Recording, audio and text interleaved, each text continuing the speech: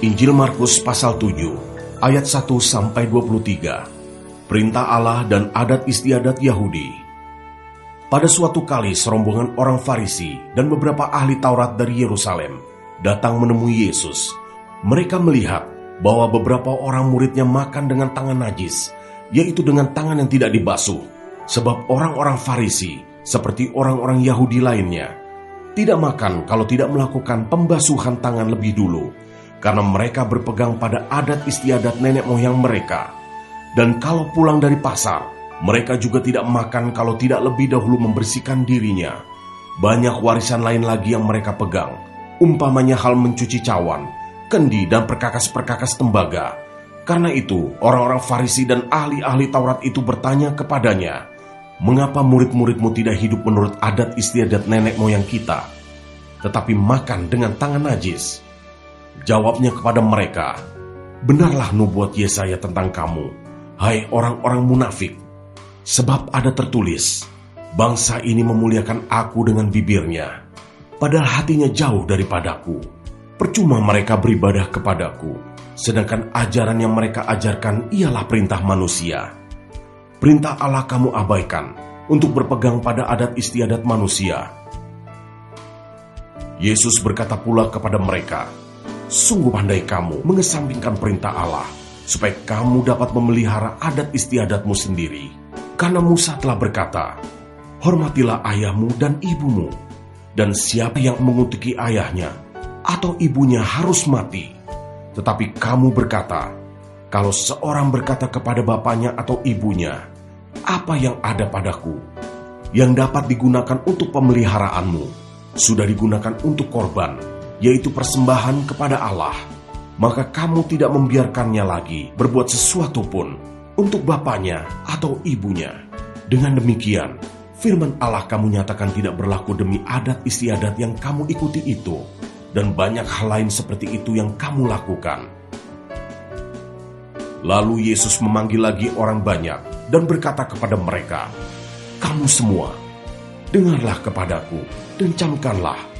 Apapun dari luar yang masuk ke dalam seseorang tidak dapat menajiskannya. Tetapi apa yang keluar dari seseorang, itulah yang menajiskannya. Barang siapa bertelinga untuk mendengar, hendaklah ia mendengar." Sesudah ia masuk ke sebuah rumah untuk menyingkir dari orang banyak, murid-muridnya bertanya kepadanya tentang arti perumpamaan itu. Maka jawabnya, "Apakah kamu juga tidak dapat memahaminya? Tidak tahukah kamu bahwa segala sesuatu dari luar yang masuk ke dalam seseorang tidak dapat menajiskannya? Karena bukan masuk ke dalam hati, tetapi ke dalam perutnya, lalu dibuang di jamban. Dengan demikian ia menyatakan semua makanan halal. Dengan demikian ia menyatakan semua makanan halal. Katanya lagi, apa yang keluar dari seseorang, itulah yang menajiskannya.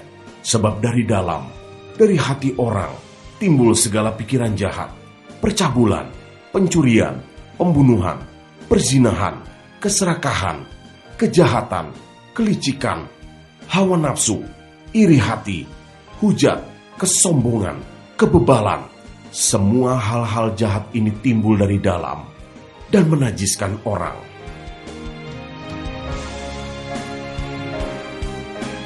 Ayat 24-30. Perempuan Siro Fenisia yang percaya.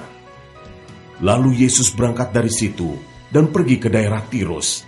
Ia masuk ke sebuah rumah dan tidak mau bahwa ada orang yang mengetahuinya, tetapi kedatangannya tidak dapat dirahasiakan. Malah seorang ibu yang anaknya perempuan kerasukan roh jahat segera mendengar tentang dia, lalu datang dan tersungkur di depan kakinya. Perempuan itu seorang Yunani bangsa Siro Fenisia. Ia memohon kepada Yesus untuk mengusir setan itu dari anaknya.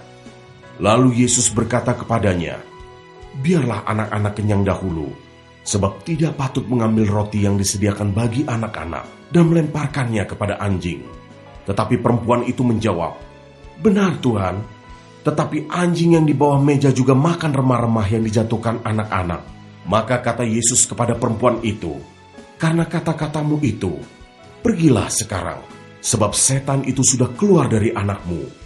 Perempuan itu pulang ke rumahnya Lalu didapatinya anak itu berbaring di tempat tidur, sedang setan itu sudah keluar.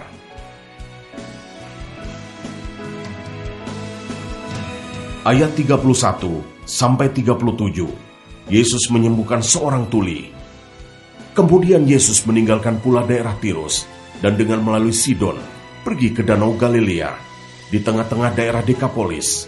Di situ orang membawa kepadanya seorang yang tuli dan yang gagap dan memohon kepadanya supaya ia meletakkan tangannya atas orang itu. Dan sesudah Yesus memisahkan dia dari orang banyak, sehingga mereka sendirian, ia memasukkan jarinya ke telinga orang itu. Lalu ia meludah dan meraba lidah orang itu. Kemudian sambil menengadah ke langit, Yesus menarik nafas dan berkata kepadanya, "Efata," artinya, "terbukalah." Maka terbukalah telinga orang itu, dan seketika itu terlepaslah pulalah pengikat lidahnya. Lalu ia berkata-kata dengan baik. Yesus berpesan kepada orang-orang yang ada di situ, supaya jangan menceritakannya kepada siapapun juga, tetapi makin dilarangnya mereka, makin luas mereka memberitakannya. Mereka takjub dan tercengang dan berkata, "Ia menjadikan segala-galanya baik. Yang tuli dijadikannya mendengar, yang bisu dijadikannya berkata-kata."